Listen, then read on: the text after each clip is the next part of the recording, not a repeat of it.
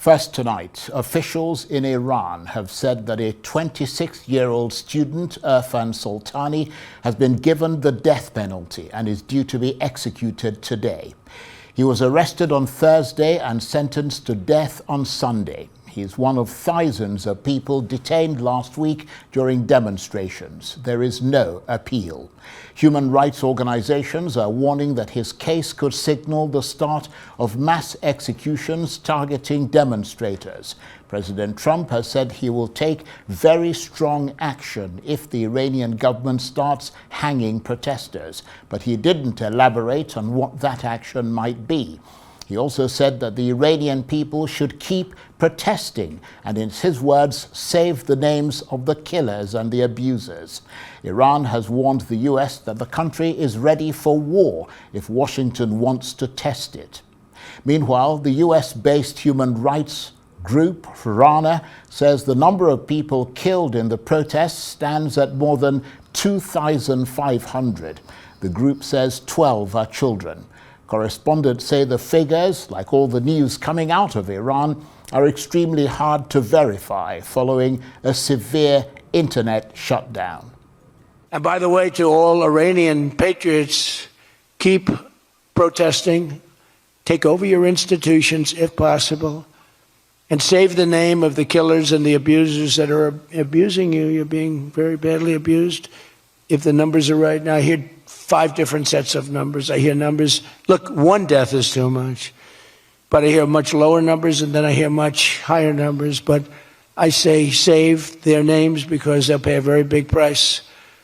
And I've canceled all meetings with the Iranian officials until the senseless killing of protesters stops. And all I say to them is help is on its way. You saw that I put tariffs on anybody doing business with Iran. Just went into effect today. And I say make Iran great again. You know, it was a great country until these monsters came in and took it over. We are prepared for any eventuality. If they want to try the military confrontation that they tried once and failed, again we are ready. The internet network was cut after the terrorist operations began. The internet was not cut before that. We officially acknowledge the protesters, and the government was in a state of dialogue with the protesters. Representatives of the protesters were invited to the government, and the Iranian president himself personally met with them.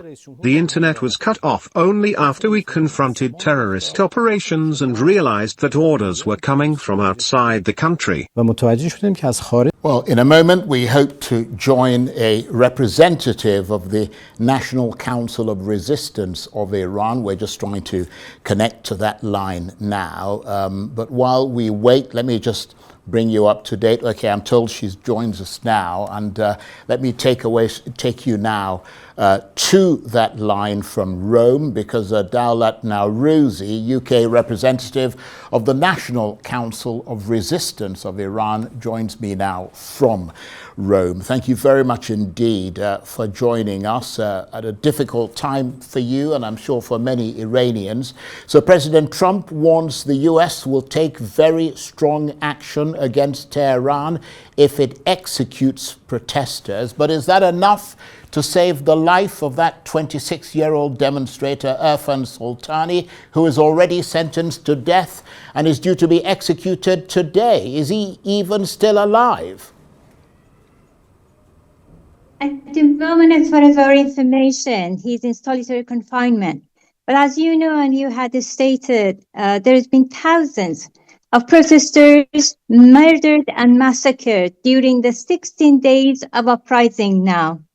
People very clearly chanted slogans that there is no way they will give up, and they will continue until they make sure the regime is overthrown and that they have been able to topple the regime. They clearly say and chant slogans that Khamenei is a murderer. His rule and his reign is illegitimate and invalid. They say clearly, down with dictator. No form of dictatorship the Iranian people will tolerate any longer, and they want a democratic republic. So I know for Irfan Soltani, as many as tens of thousands of other young, and during the past 16 years, it has been over millions of Iranians that took part and poured into streets in now over 207 cities all across the country, from north to south, west to east. And their major demand is toppling the regime. They say they are fed up and enough is enough.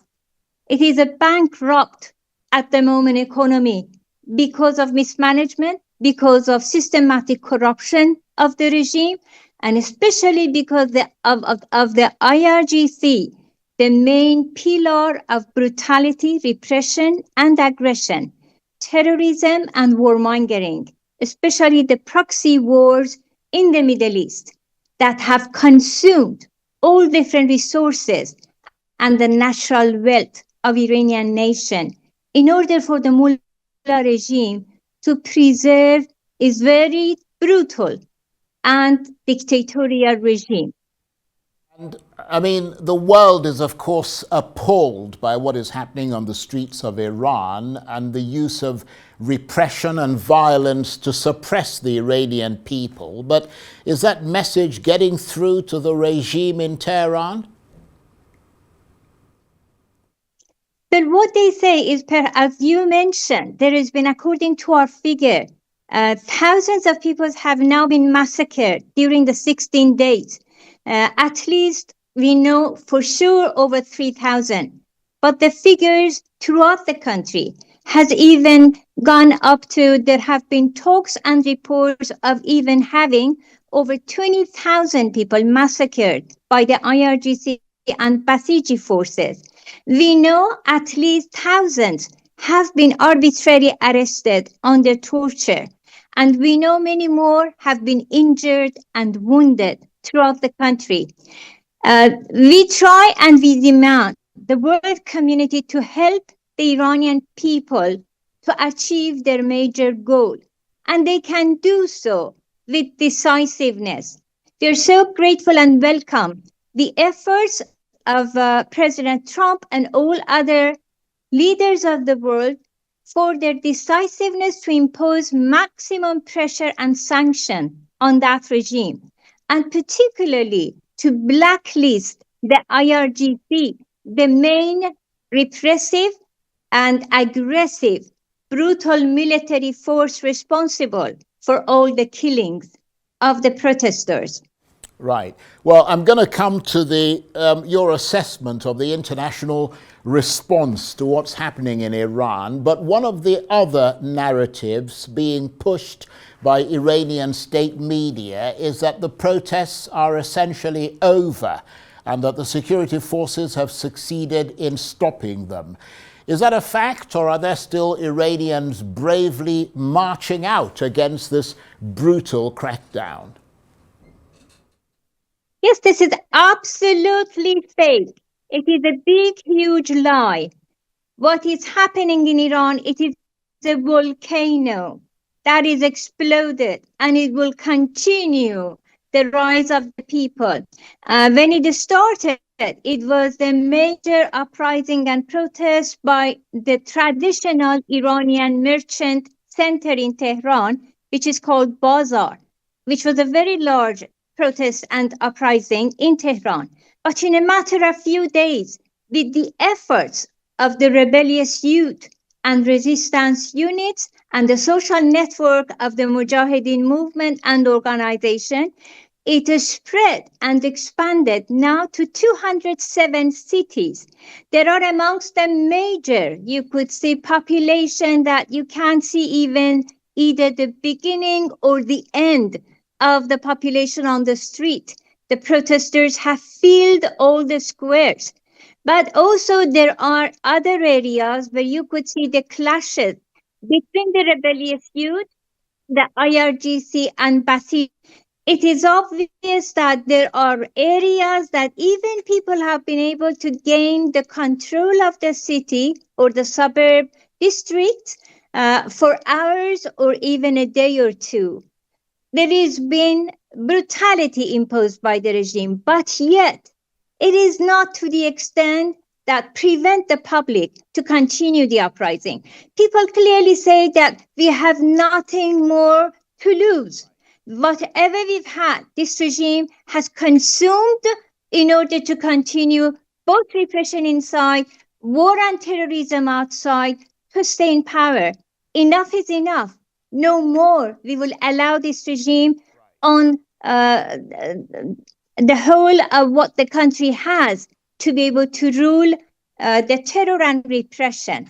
So they clearly chant a slogan that this year is the year of sacrifice. In Persian, they say, Emsal sal khune, Sayyid Ali sarnegune. That means this year is the year of blood and sacrifice, and this year is the year for Sayyid Ali, that means Khamenei, to be toppled and to be overthrown. Okay, well, I've got to come in there because we're running out of time. I have to come in. I apologize for interrupting you, but you made the point about the international response earlier. What is your assessment of the international response to what's happening in Iran and the horrifying rise in casualties there that you were talking about? I mean, we've heard that President Trump is mulling over a possible military option, while EU countries have summoned Iranian ambassadors and are proposing sanctions. Briefly. What we are hoping to see, and we don't see yet, is the determination by especially the European leaders to not only impose comprehensive sanctions, but also blacklist the IRGC.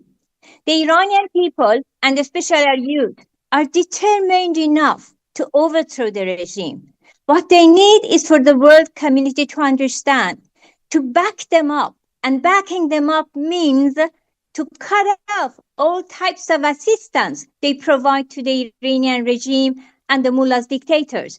And the first thing they have to do is to put the IRGC in the terrorist list and to proscribe it and to prevent any sort of whether financial or political assistance or aid to this unlawful and brutal outlaw regime. They have to side with tens of millions of Iranians demanding a democratic republic.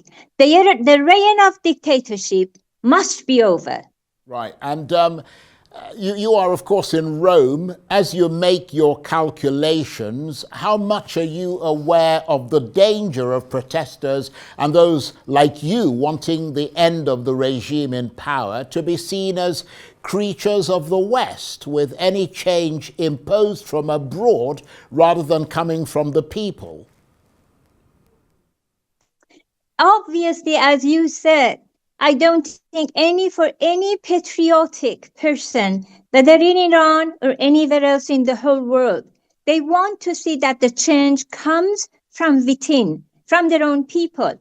And having millions of Iranians in the streets now in over 207 cities is the best major indication that they want to free their country with all their resources and with all sacrifices that it might take. But what they expect the world community is to support and back them up. It's been many years our people struggled for freedom and democracy. They deserve it. And the world community must give them this backing and support, especially by supporting the 10-point plan of Mrs. Maryam Rajavi, the president-elect of the National Council of Resistance of Iran, which is the biggest, largest, organized opposition movement, a political coalition. If that political coalition, which is up to now supported by over 4,000 parliamentarians around the world, would be supported by governments and leaders of the world, I have no doubt it will pave the path for a much faster change coming to be seen in Iran for a free democratic country and a free democratic Iran. Well, we all certainly hope that peace returns to Iran sooner rather than later. I want to thank you very much indeed for joining us there. Daulat Nowrouzi is the UK representative of the National Council of Resistance of Iran, and she was talking to me on the line from Rome.